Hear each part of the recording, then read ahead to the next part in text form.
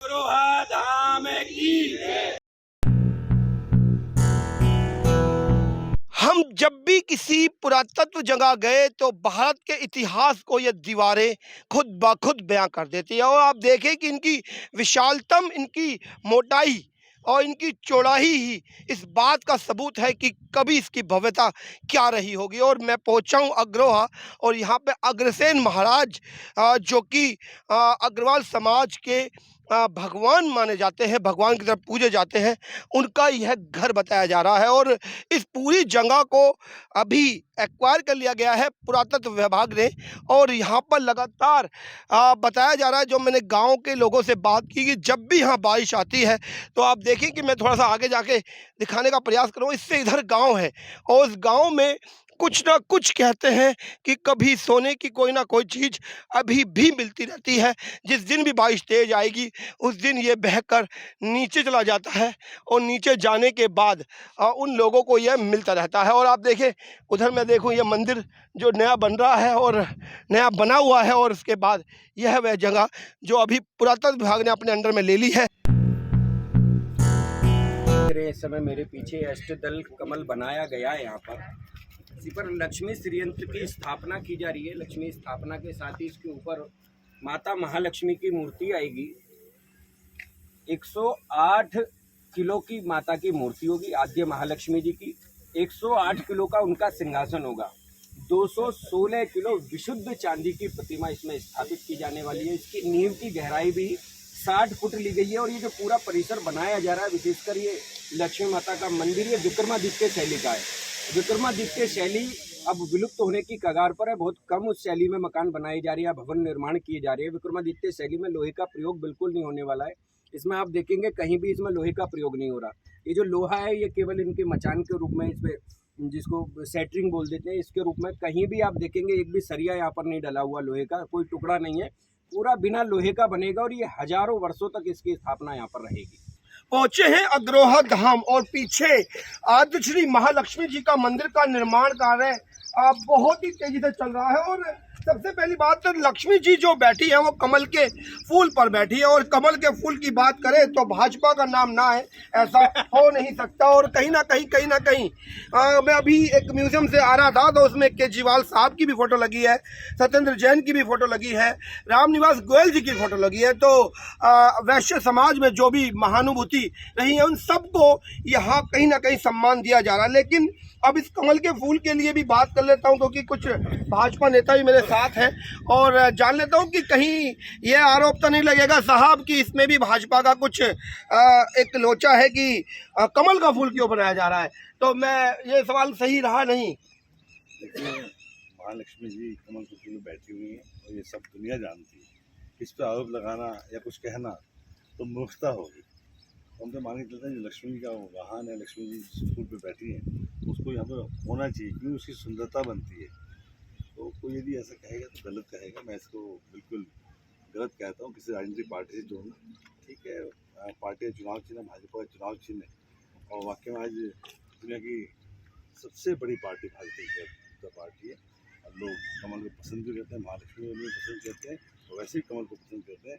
और जो मैं तो ये देखता हूँ कि जो वैश्य समाज है ज़्यादातर भाजपा की तरफ आकर्षित है। अच्छा, एक बात और मैं अभी बात कर रहा था, मुझे याद आई कि लक्ष्मी माता कमल के फूल पर विराजित है। और कमल के फूल का मतलब वही हुई कि सत्ता कहीं ना कहीं काबिज है और केंद्र में अभी सरकार भी है।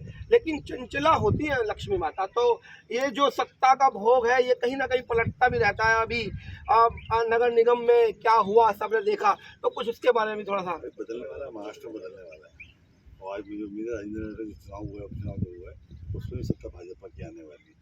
तो भाजपा आगे बढ़ रही है और बढ़ती है। मेरे साथ पूर्व विधायक जी भी हैं, एक बार मैं बात करूंगा कि किस तरीके से, क्योंकि जब कमल का फूल दिखाई देगा लक्ष्मी जी के नीचे तो आपको तो अपना चुनाव चिन्ह नजर आएगा साहब। नहीं, मैं माफ़ी चाहता हूँ जैन साहब। ये तो मतलब सदियों से है कि माँ लक्ष्मी कमल के फूल पे ही बैठती है।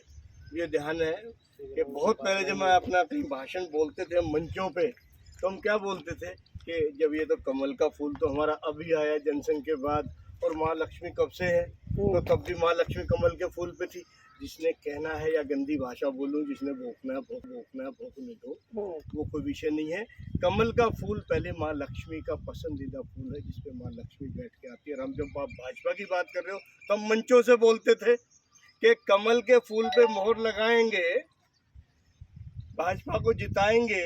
और वो इसलिए कि आज हम सब लोग कहीं भी जाते हैं, किस लिए? पैसा कमाने के लिए, बच्चों को पालने के लिए। और जब कमल को फूल लगाएंगे, मोहर लगाएंगे, तो माँ लक्ष्मी स्वतः आपके घर पे आएगी, आप खुशहाल रहेंगे। तो माँ लक्ष्मी का कमल का फूल पहले है, भाजपा का तो हमारा चिन्ह है। और ये चिन्ह आज देख भी रहे हो, देश भी खुशहाल हो रहा है और कितनी प्रगति पे हैं हम। आप सोचिए ना। खुशहालता की बात करी भुवनेश जी, कहीं ना कहीं निजीकरण की बात करके लगातार बिक रहा है देश, और लगातार LIC बिक गई, BSNL बिक गया, बहुत सारी बड़ी कंपनी जो प्रॉफिट मेकिंग कंपनी थी, बनिया प्रॉफिट मेकिंग होता है, मोदी जी भी बनिया है। और कहीं ना कहीं लगातार बेचने की बात आ रही है। और जो कहा भी जाता है, जो राजा देश का हम देश की संपत्ति को बेचता है, वो कैसे बनिया, मुझे थोड़ा सा ये समझाइए। हमारा तो जब प्रॉफिट होता है तो धर्म में लगता है, एक प्रॉफिट दूसरी जगह भी होता है जहाँ पर विवाद हो जाता है। जब प्रॉफिट की बात कर जाते हैं तो आप हमारे प्रॉफिट को ले, हमारा प्रॉफिट जब भी होता है तो धर्म के कार्य में लगता है। मैं भी देख रहा था, आपने एक विषय रखा कि लक्ष्मी जी का जो कमल का फूल है उसको भारतीय जनता पार्टी से जोड़कर देखा गया। मैं बड़े जिम्मेदारी के साथ एक बात कहना चाहता हूँ, देश की स्वतंत्रता के पश्चात आज तक अनेक राजनीतिक दल आए। एक विचारधारा की इससे बड़ी जीत क्या हो सकती है, इससे बड़ी स्थापना एक विचारधारा की क्या हो सकती है कि जब भी धर्म की बात चलती है, न्याय की बात चलती है, राष्ट्रवाद की बात चलती है तो केवल भाजपा का नाम आता है। आज जब हम लक्ष्मी जी का मंदिर देखने अग्रोहा धाम के अंदर आए, धर्म की बात चली, धर्म की स्थापना की बात चली, पुण्य की बात चली, और यहाँ भी यदि कमल के फूल में भारतीय जनता पार्टी का चुनाव चिन्ह दिख गया तो किसी राजनीतिक दल की विचारधारा की इससे बड़ी जीत नहीं हो सकती। बहुत बढ़िया। तो ये कमल का फूल और लक्ष्मी माता का आसन और भाजपा का चुनाव चिन्ह किस तरीके से भुवनेश जी ने आपस में जोड़ा, यदि आपको को लगता है कि हाँ, जो बात रखी गई वीडियो में वह तर्क संगत है, और यदि आप भी अपनी कोई बात हम तक पहुंचाना चाहते हैं तो कमेंट बॉक्स में अपनी राय दें और साथ में इसको शेयर कर इस बात को आगे तक पहुंचाएं।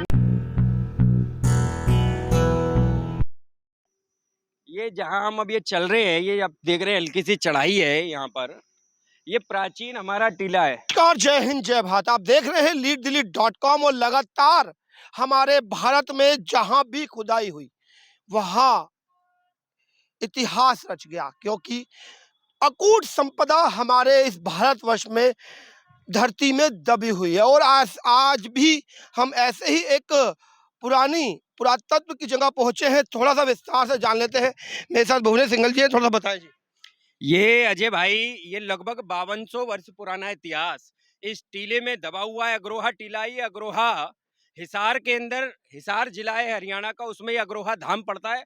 अग्रोहा धाम जो नया हमारा वर्तमान में बना हुआ है उसके ठीक बराबर में ये प्राचीन टीला है। 5200 वर्षों का इतिहास इस भूमि के अंदर, इस टीले के अंदर दबा पड़ा है। मैं भारतीय सरकार से, भारतीय पुरातत्व सर्वेक्षण विभाग से, आपके लीड डेली चैनल के माध्यम से ये मांग भी करना चाहता हूं कि इस टीले की खुदाई करी जाए और देखा जाए कि किस प्रकार का इतिहास यहाँ पर मुंह खड़ा है, बाहें फैलाए उसका स्वागत कीजिए, इस इतिहास का स्वागत कीजिए। ये निश्चित रूप से भारतीय पुरातन संस्कृति के इतिहास को बताएगा यहाँ पर। मेयर साहब भी हैं, किस तरीके से प्रक्रिया होती है कोई इस तरह की? जैसे भुवनेश जी ने मांग तो रख दी, लेकिन मांग करे तो करे कहाँ? सरकार के पास जाना होगा, तो क्या प्रक्रिया होती है? यही विभाग बना हुआ है, पुरातत्व विभाग, वहाँ पे जाके मांग रखी भी होगी लोगों ने। और भी जैसे भुवनेश जी ने कहा, हम भी एक डेलीगेशन के माध्यम से इस मांग को रख सकते हैं। और यदि वाकई मुझे भी लगता है कि यदि खुदाई की जाएगी तो बहुत कुछ अग्रसेन महाराज जी के विषय में जानकारी मिलेंगी, उनकी जो पुरानी धरोहर है उसकी भी जानकारी मिलेगी, और हमें खुदाई में काफी कुछ मिलने वाला है। अच्छा, मैं जैसे कि पुरातत्व विभाग जब किसी चीज को एक्वायर कर लेता है तो वहाँ पे धार्मिक बात खत्म हो जाती है। और क्या अधिकतर देखा गया हमारे देश में कि बहुत सारी जगहों को पुरातत्व विभाग ने एक्वायर कर लिया। एक्वायर करने के बाद ना वो मंदिर रहा, ना वो मस्जिद रहा, ना गुरुद्वारा रहा, ना वो चर्च रहा। तो ऐसा अब ये जो जगह, जिस जगह हम चल रहे हैं, वो जगह अग्रवाल समाज की है, अग्रसेन महाराज की है, और कहीं ना कहीं धार्मिक भावना भी इसके साथ जुड़ी हुई है। पुरातत्व विभाग ने अपने अंडर करने के बाद ये सारी संपत्ति शायद सरकार के खजाने में जाएगी। नहीं, हम उनके अंडर करने की बात नहीं कर रहे। हम तो उनसे निवेदन करने वाले हैं कि खुदाई का ये पता लगाया जाए, जो उनकी धरोहर है, उनकी निशानियां हैं, उसकी खोज की जाए। क्या कहेंगे सर इस पे? देखिए, पुरातत्व सर्वेक्षण विभाग यदि इस जमीन को एक बार को ले भी लेता है हाँ। तो भी इस बात से आपत्ति नहीं है, कम से कम भारत का इतिहास तो मिले। हम्म। अग्रसेन जी महाराज का मतलब ही भारत का इतिहास है। अग्रसेन जी का इतिहास भारत के इतिहास से अलग नहीं है। भले ही वो वैसे समाज के पुरोधा है, मगर वो हिंदुत्व के पुरोधा भी है साथ में। हिंदुत्व पहले, समाज बाद में।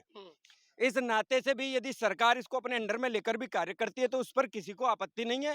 जांच करे, भारत की ले तो लिया ही है, पुरातत्व विभाग का बोर्ड लगा है, भारत सरकारी बिल्कुल जमीन निश्चित नहीं रूप से, हाँ, सरकारी जमीन हो चुकी है। इसकी बस हम खुदाई की मांग करते हैं कि यहाँ पर खुदाई की जाए और निश्चित रूप से यहाँ इतिहास दबा हुआ है। मिलेगा। अगर कुछ ना कुछ जब पुरातत्व विभाग ने अपने अंडर में लिया होगा तो जरूर खुदाई भी की होगी, थोड़ा बहुत जानकारी जुटाई होगी, जी, जी, जी, तभी बिल्कुल, ये पुरातत्व विभाग ने लिया होगा। बिल्कुल। इसमें पहले, काफी समय पहले 6 फुट तक की इसमें खुदाई की गई थी। ये काफी ऊंचाई है। हमारी मांग है, ये बहुत ऊंचा टीला है। अब देख रहे हैं मेरी सांसें भी चलने लगी है। हम सब लोग थक गए हैं, पूरी 56 लोग हमारे साथ हैं इस समय।